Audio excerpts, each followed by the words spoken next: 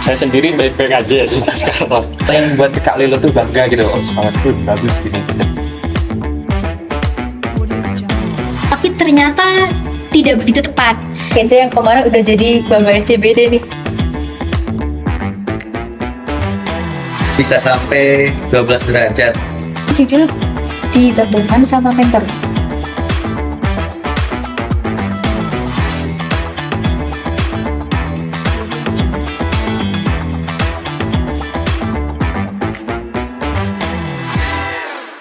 Halo Petrovelas, bersama aku Violeta Anggreni Putri dari Prodi Teknik Permiakan Angkatan 2022 akan menemani kalian untuk acara podcast hari ini dengan tema Reviewing the Deepest Layers, Success Stories and Challenges of Practical Work in the Oil and Gas and Geothermal Industry.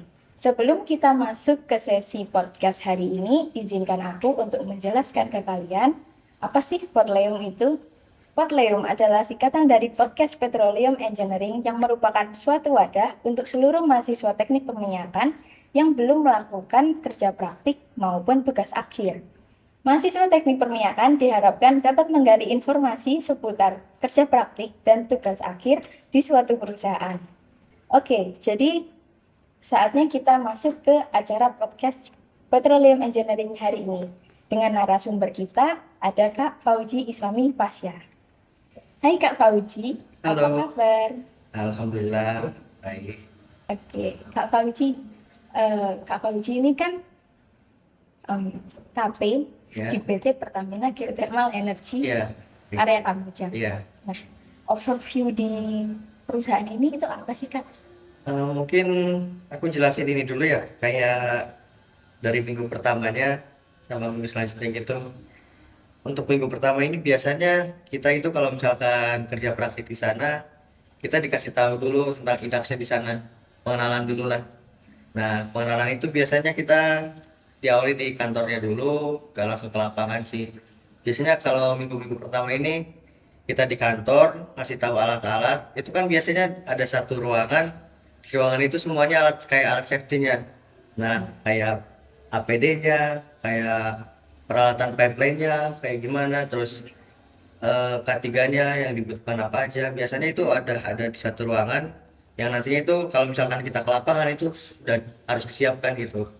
Itu di minggu pertama biasanya kita overview-nya diperkenalkan alat-alatnya dulu. Untuk minggu pertama overview-nya itu. Ya. Lalu untuk minggu selanjutnya? Untuk minggu selanjutnya itu biasanya kita minggu kedua itu tergantung dari mentornya sih.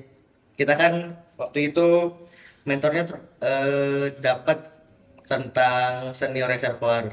Nah, orangnya itu mengarahkan kita untuk ke lapangan dulu. Nah, di lapangan itu, lapangan pertama saya ke lapangan Kamojang 34 sama 33. Nah, di sana itu kebetulan lagi ada uji produksi uapnya. Waktu di sana juga kita kan masih belum tahu apa aja langkah-langkahnya harus kayak gimana, Iya. alatnya apa aja. Nah, itu pasti dikasih tahu sih di sana. Kan pasti ada pekerjaannya juga ya. Pekerjaan juga di sana alhamdulillah ramah-ramah. Terus apa yang membuat Kak Fauji memilih perusahaan di PT Pertamina Geothermal? Di PGE itu karena di perminyakan ini kan ada visi misi salah satunya tentang panas bumi juga ya. Ya kan? Iya betul. Nah, terus aku lihat di internet gitu kalau panas bumi ini kan energi terbarukan lah ya. Nah, jadi aku lihat kok panas bumi ini kayak prospek kerjanya masih tinggi gitulah. Untuk Terus kedepannya. ya untuk kedepannya. Terus juga aku pernah baca di jurnal-jurnal itu kalau saat ini panas bumi di Indonesia itu masih diproduksikan sekitar 9%. Jadi masih banyak itulah yang belum diolah. Jadi di Indonesia ini cuma 9%. Iya, yang aku baca dari jurnal-jurnal itu cuma 9% dan baru diproduksikan sekitar 2100 megawatt gitu. Jadi masih banyak itu buat kedepannya. Oke. Ya, Kak Fauji kan bisa diterima ini di PT Pertamina Geothermal. ya. Apa saja sih skill yang harus dimiliki sebelum bisa masuk ke sana? Sebenarnya dulu itu ya pas awal-awal kalau buat teman-teman yang pengen sampai di panas bumi, aku juga awalnya itu masih bingung gitu skillnya apa aja. Awalnya cuma modal nekat dulu. Nah, iya, iya modal nekat dulu. Minggu pertama itu aku ya masih belum tahu apa aja harus ngapain. Terus kan walaupun waktu itu udah pernah ngambil mata kuliah Kapita Selekta gitu kan ada ya, terus ada vulkanologi. Tapi kan kalau di kelas kayak susah gitu pengen dicernanya.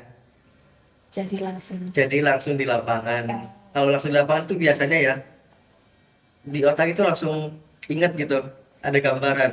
ya punya gambaran Ya, deh, langsung ada sama Pak gambaran, di ya. kelas aja. Untuk masuk KP di perusahaan itu, Kak Fauzi ini alur pengajuannya apa aja ya Kak?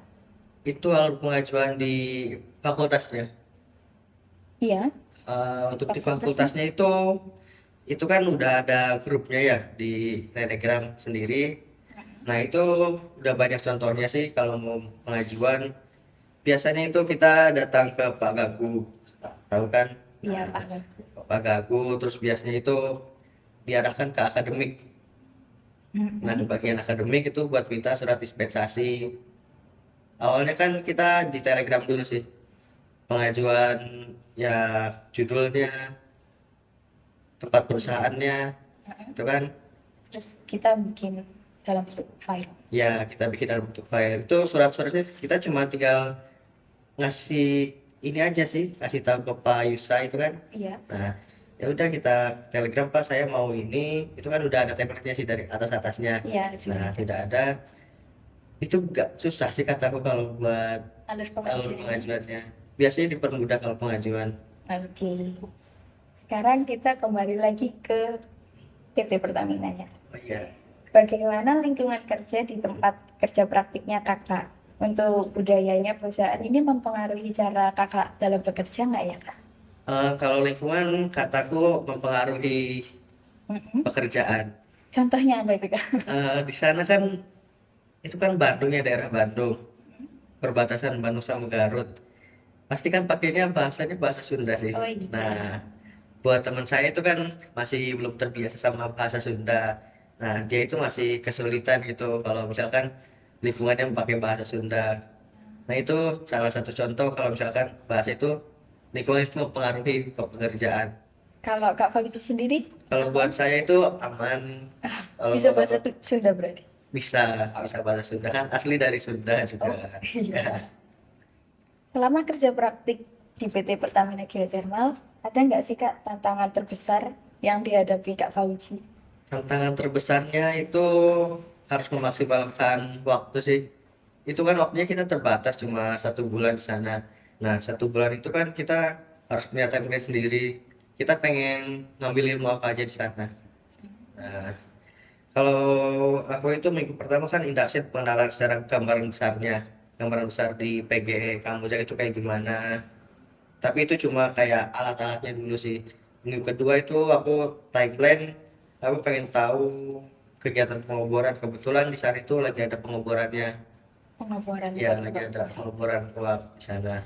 Nah minggu ketiga ini karena udah tahu dari 2 minggu itu kan menurutku udah cukup buat pengenalan. Dan di minggu ketiga ini aku coba-coba buat cari judul judul kerja prakteknya mau apa. Nah itu kan nggak langsung jadi sih, harus kalau misalkan aku udah punya berapa plan, itu ada 2 plan pengen judul ini sama ini. Nah itu di minggu ketiga ini aku overview lagi, biasanya ke ini senior reservoir atau junior reservoirnya. Iya. Nah di minggu ketiga ini kalau misalkan udah fix mau ngambil judul yang satu, nah itu bisa minta datanya langsung.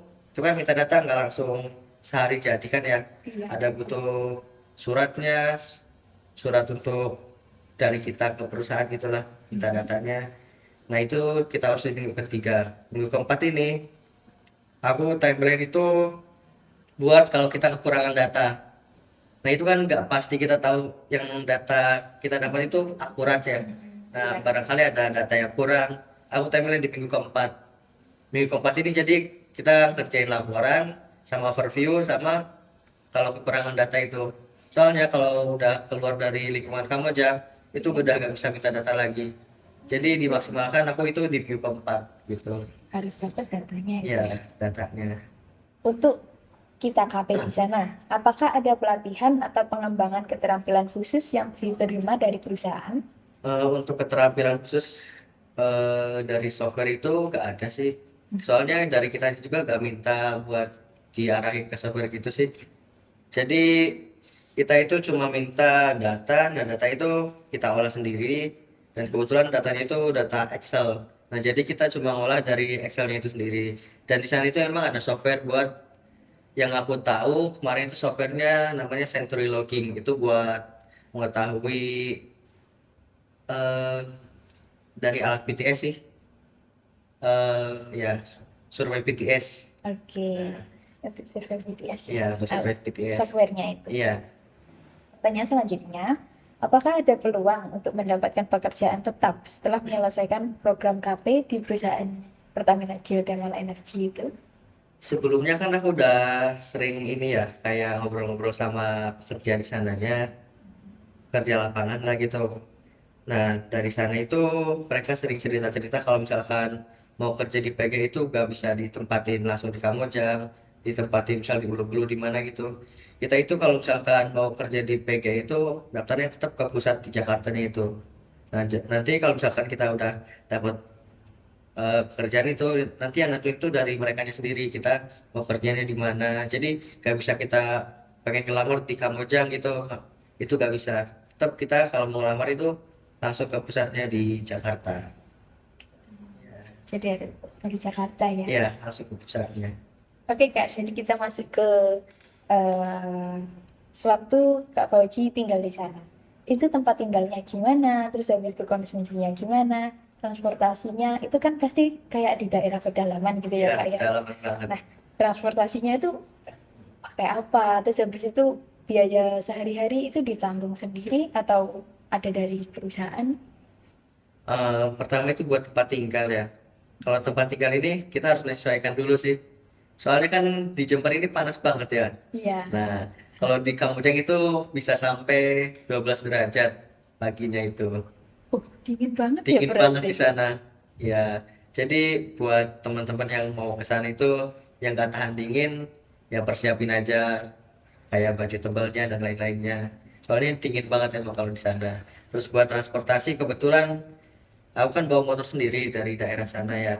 Nah, dan itu pakai dana sendiri kalau transportasi.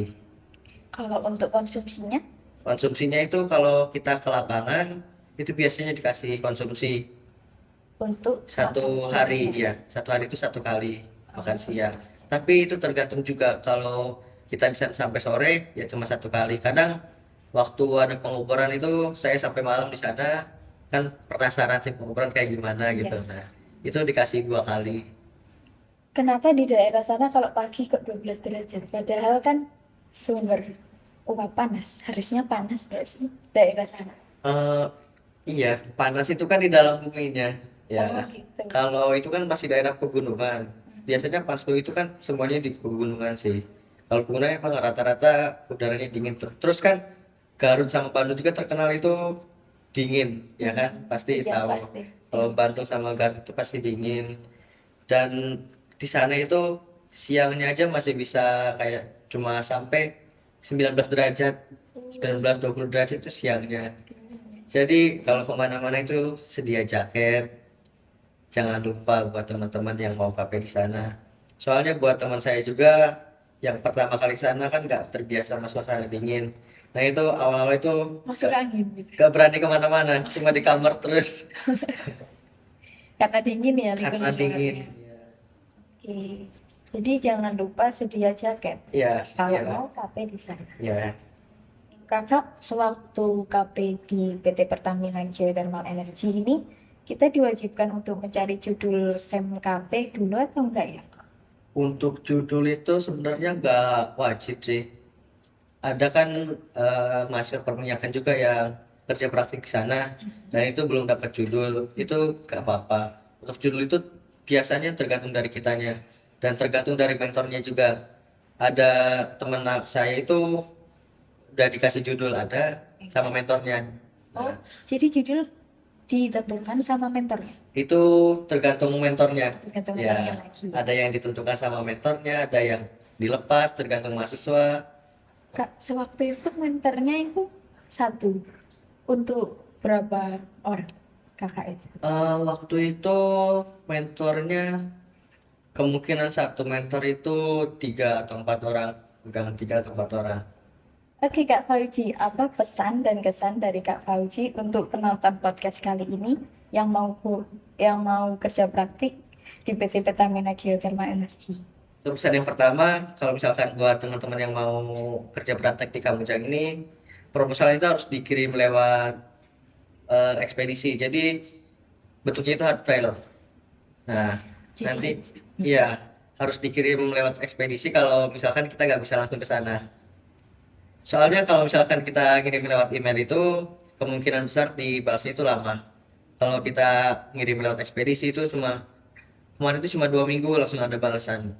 Lebih cepat ya Kak daripada Iya, lebih cepat software. langsung ada balasan. Terus pesan yang kedua, kerja praktik di sana itu kan cuma 1 bulan ya.